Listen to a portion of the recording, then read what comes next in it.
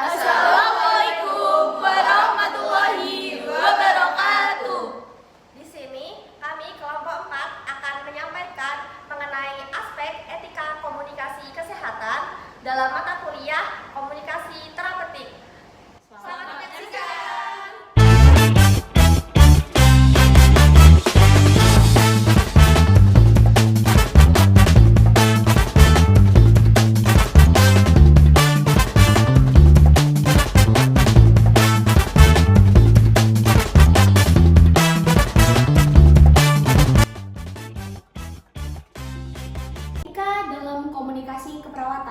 Etika dalam komunikasi keperawatan merupakan prinsip moral interaksi antara perawat dan pasien yang dapat menciptakan hubungan yang profesional dan efektif.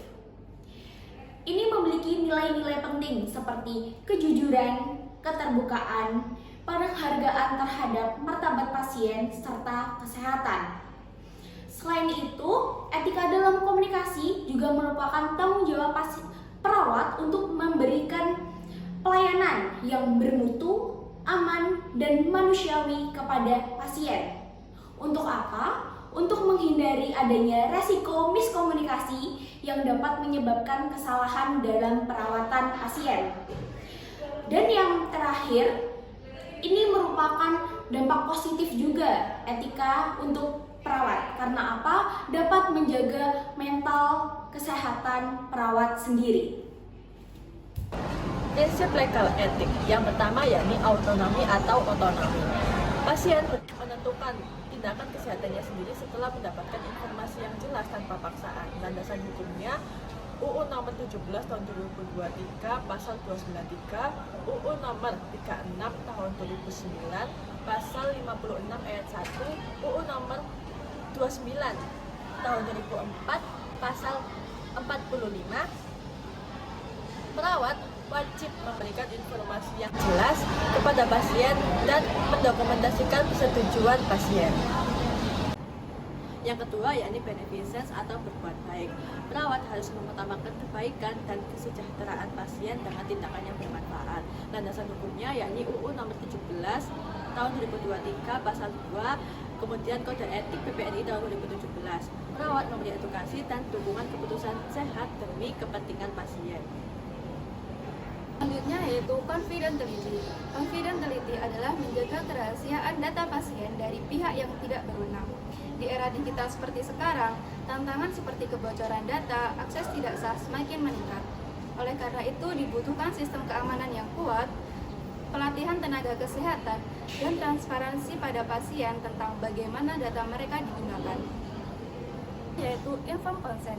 Informed consent adalah persetujuan pasien setelah mendapatkan penjelasan lengkap tentang tindakan medis. Pasien perlu memahami tentang manfaat, risiko, dan alternatif yang ada. Penggunaan bahasa yang sederhana, alat bantu visual, dan sistem telekonsen dapat membantu meningkatkan pemahaman. Intinya, menjaga privasi dan hak pasien di era digital memerlukan kerjasama antara teknologi, komunikasi, dan kebijakan etis. Dengan begitu, kepercayaan pasien dapat tetap terjaga. Dalam komunikasi kesehatan, terdapat 7 hak penting pasien. Yang pertama, hak atas informasi. Yang kedua, hak untuk memberikan persetujuan atau informed consent. Yang ketiga adalah hak untuk menyampaikan pendapat. Lalu yang keempat, hak untuk mencari pendapat lain atau second opinion. Yang kelima adalah hak atas privasi atau kerahasiaan. Yang keenam adalah hak untuk menyampaikan keluhan. Dan yang ketujuh adalah hak atas pelayanan yang adil dan manusiawi.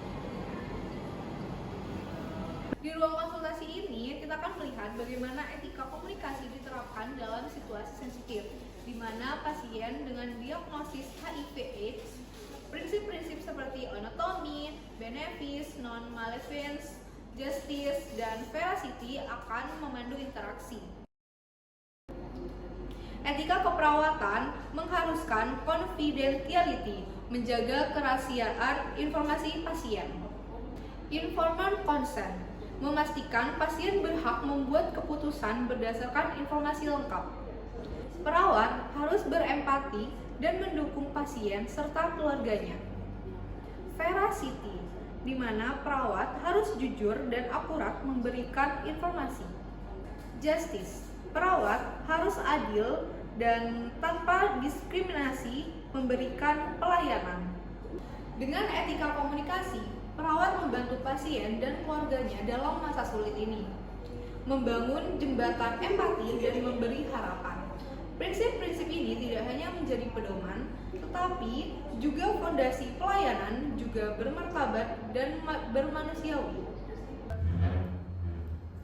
Permisi Ibu, selamat siang. Perkenalkan, saya Nurse Bella. Di sini saya akan menjelaskan tentang hasil pemeriksaan yang sudah Ibu lakukan kemarin. Sebelum saya menjelaskannya, saya akan menginformasikan jika informasi yang Ibu berikan ataupun saya berikan akan dijaga kerahasiaannya sesuai SOP yang berlaku. Apakah Ibu berkenan? Berkenan, Nurse. Baik. Terus kalau sudah seperti ini, kedepannya bagaimana, Nurse? Nah, baik, langkah selanjutnya itu kita akan memberikan obat yang namanya ARV. ARV sendiri itu digunakan untuk mencegah virus agar tidak menular dan dapat menjadi lebih sehat. Biasanya dari obat itu ada efek sampingnya nggak ya, Nurse? Nah, untuk efek samping sendiri itu setiap obat pasti ada ya. Untuk ARV sendiri itu biasanya bersifat sementara dan ciri-cirinya itu seperti mual, muntah, ataupun dapat sakit kepala. Selain pengobatan, dukungan dari keluarga ataupun orang terdekat juga sangat penting. Saya berharap keluarga saling mendukung satu sama lain agar proses pengobatan berjalan dengan lancar. Apakah ada yang ditanyakan, Ibu? Tidak ada sebenarnya. Baik, jika tidak ada yang ditanyakan, nanti kalau ada pertanyaan, Ibu bisa menghubungi saya ataupun Nurse yang sedang bertugas ya. Baik, terima kasih banyak Nurse atas dukungan dan kesediaannya. Ya, sama-sama. Terima kasih. Kalau begitu saya izin pamit ke nurse station dulu ya Ibu. Permisi. Jadi, bisa kita lihat bahwa komunikasi terapeutik tidak hanya berbicara dengan sopan kepada pasien, tetapi juga bagaimana kita, perawat, menghormati pasien sebagaimana pasien adalah manusia yang memegang kendali atas dirinya sendiri. Jika perawat memiliki etika, kejujuran, dan empati, maka bukan hanya penyembuhan fisik saja yang tercapai, tetapi juga kepercayaan dan kenyamanan pasien. Sekian, terima kasih.